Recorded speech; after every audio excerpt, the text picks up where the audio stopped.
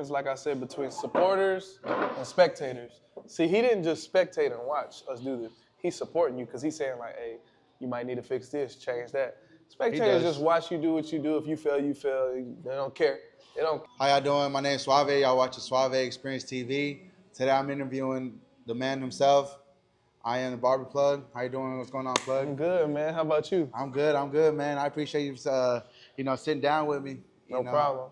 No problem. It's a pleasure of mine. Anytime somebody comes in to the supply store and thinks that I'm important enough to interview, we're at our new location right now. So this is the second interview I've done here. I did another one with a guy. He was from North Carolina, I believe it was. South Carolina. Because if he watched this, he'll be mad. Like, nah, North Carolina's probably beefing with South Carolina. Yeah, for sure. He's from South Carolina. But it's a pleasure. Thanks for coming through. And how you like the spot? Look good? Hey, man, the spot is nice, man. Yeah. You can tell it's detail-oriented. It's very all lined up. And see, you got the magnet wall back here. Yep, magnetic clipper wall, the largest clipper wall in the U.S. Yeah. We invented that idea in 2021. We produced the first one in 2022. And now in 2024, we got the largest one. We try to keep the largest selection of supplies, as you can see.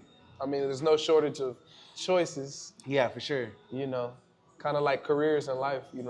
It's a lot of career choices that you could pick. Yeah. But there's one for everybody.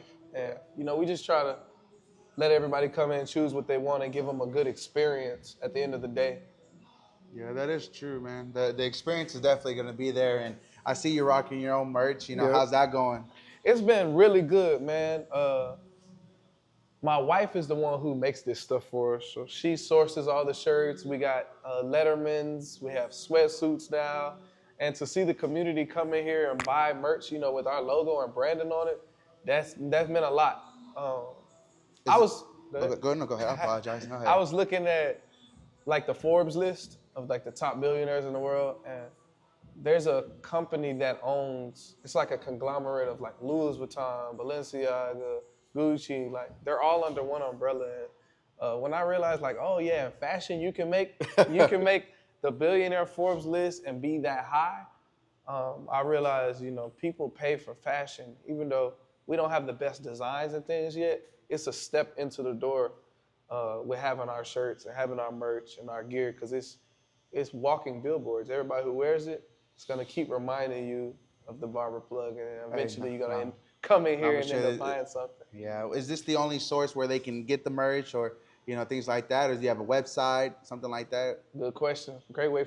Yeah, we have a website, thebarberplug.com, and that's where a large portion of our traffic is coming from sales, from our Instagram page, our TikTok. We put our website in the bios of all those pages, and it funnels them over to their website, and they can get everything that they see here and more too on the website. Because we got a lot of partners with warehouses and different places that, we're just like a big network to supply the whole industry. But not only clippers, we got aftershaves, we got combs, we got brushes, everything that a male barber or somebody who wants to groom themselves at their house could potentially want or need, that's what we have. Yeah. Well, y'all hear it. If y'all need some, y'all know where to go to, man. On the Barber Plug page, I'll put the link in the bio for tap in on the website, get anything you self-care, anything like that, what you need, man. Yep. The man himself's got it. And then if you're in Dallas and you want a haircut, you can come to one of our two barbershops. We have one in Trinity Groves, and then we have this one here on Jefferson. The one in Trinity Groves on Broadway Street called the Shop by the Plug. They're all the Shop by the Plug. That one's the shop on Broadway. This is the shop on Jefferson. And we're just going to keep expanding those shops, all across the U.S. Of course, lovely. I do got a couple of, personal questions I do kind of want to ask.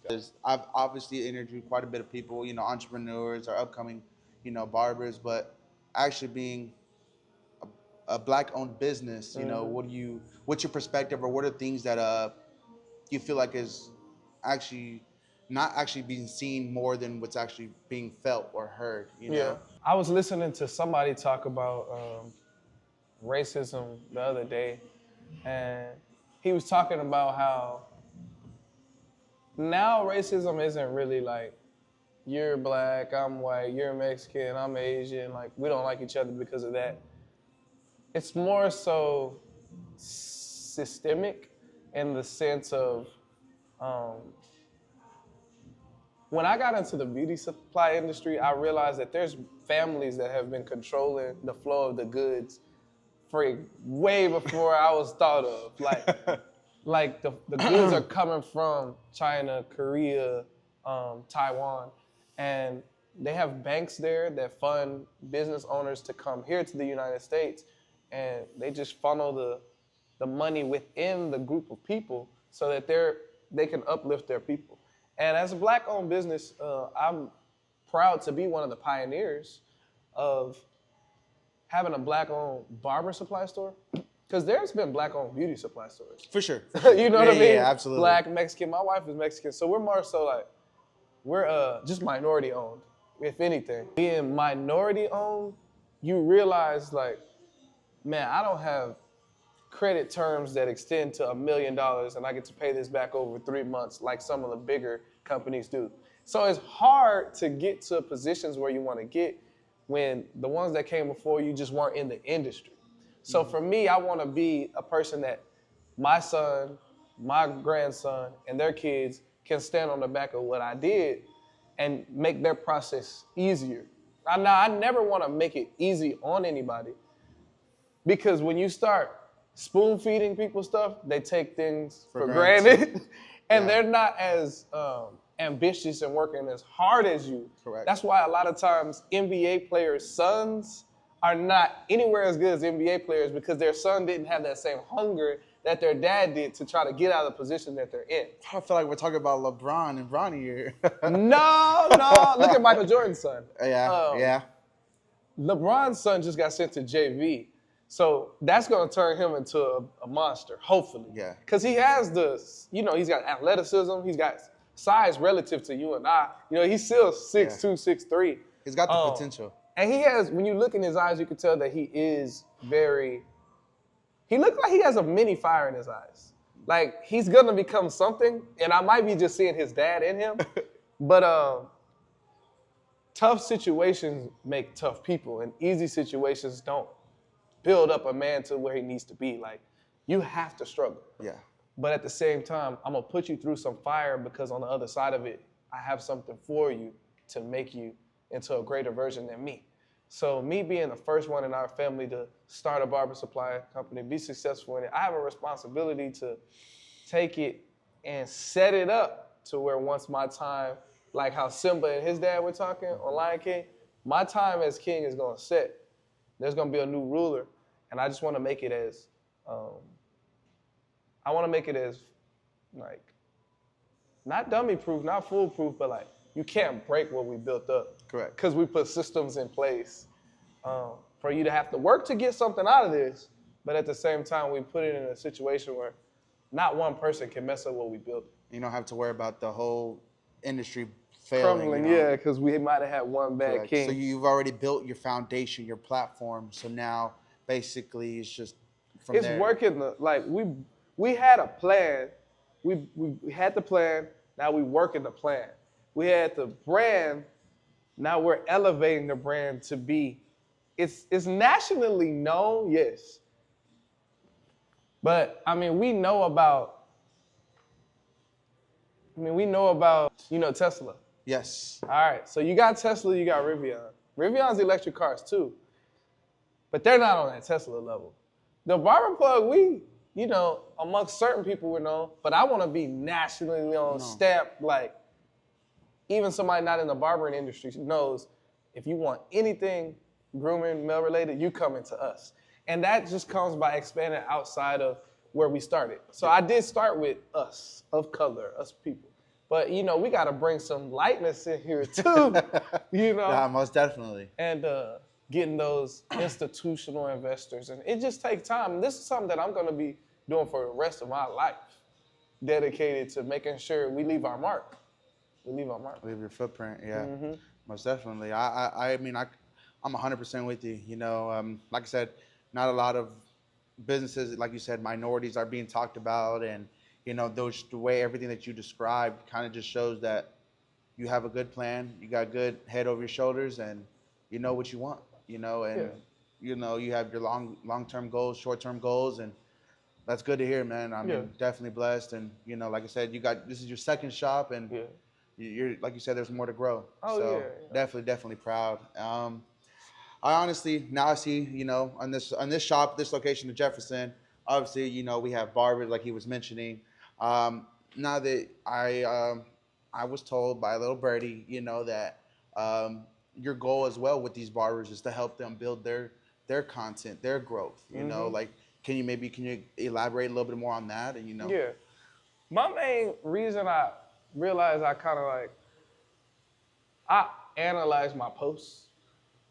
But I'm not the only one with the monopoly on good ideas on how to post on social media, because some things that I would thought would have worked didn't work, and some videos I watch I don't want to put out, and then I eventually put them out and they be getting a lot of views. Yeah. So I can't 100% tell what will work, but I can come from a perspective of somebody who's not a barber, because I can expand their reach. I realize you just have to take everybody has gifts. Everybody has God-given gifts. And when I read this book after I graduated from college, Sun Tzu, The Art of War, it was talking about how if you're in a battlefield and there's a hill that's strategically placed in an advantageous position for you, use that hill to win the battle. And me, I already know what my strengths are. I can see what their strengths are too, personality-wise. So use these strengths and highlight them in your content creation process. Let me see the video before you post it so I can tell you, is this boring or is this engaging? And you do the same for me. It's not that I have all the great ideas. It's that when you put a community together of people who have like-minded ideas, you're gonna grow further than if you were in a community of people who wanted to stay stagnant and didn't even care to pay attention to the objective or the goal that we're all trying to set. So with that being said, I came into the supply industry and was like, the way I'm gonna separate myself is by showing my personality, my charisma, my character. I'm selling the same products that other suppliers are selling too, and they might could sell it for cheaper than me, they might could get it to you faster. Well, why are you gonna come to me instead of go to them? These are the questions you gotta ask yourself and then figure out how you can provide a better service so that they can choose you. Create the game plan. You know what I'm saying? So basically, for my barbers, we can do tons of videos together. But you want to attract a certain clientele, well, let's do a certain type of video and try to stand out from other barbers in that way. But I'm going to come over there if I ain't seen you post. Well, you ain't posting. Yeah. You need some encouragement on an idea. Some of them, like everybody be in a different place. Some people got their social media thing down. I don't have to, you know what I mean? But then there's others who want to collaborate more and are like, hey, what do you think about this and that? So you got to meet everybody where they're at. But it's an environment that I'm trying to foster. And from so far from what I've seen, everybody's kind of on it. Because everybody kind of got interviewed before coming onto the team. Correct. And I've posted 2 collaborative reels with this store. And each of them already did about 200,000 respectively. And then I've done like 2 with my other barbershop. And those did good numbers too, maybe like 100,000 a piece.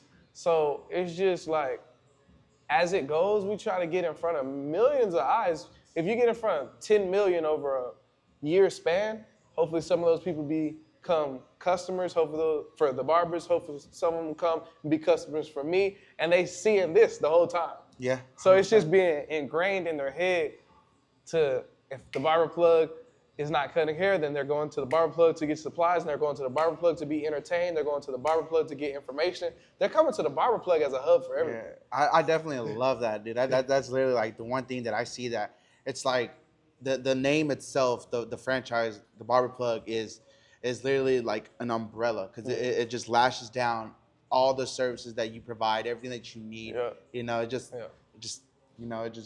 a wonderful thing for me. I like I said, I see that, like I know I DM'd you and I told you, like I see the goal, I see the motivation, you know. I appreciate it, yeah. And so like I said, that's one thing, a reason why like I'm like, I gotta get an interview with this guy. I wanted to pick your head. That means a lot. That means a lot. I get a lot of motivation from other industries too.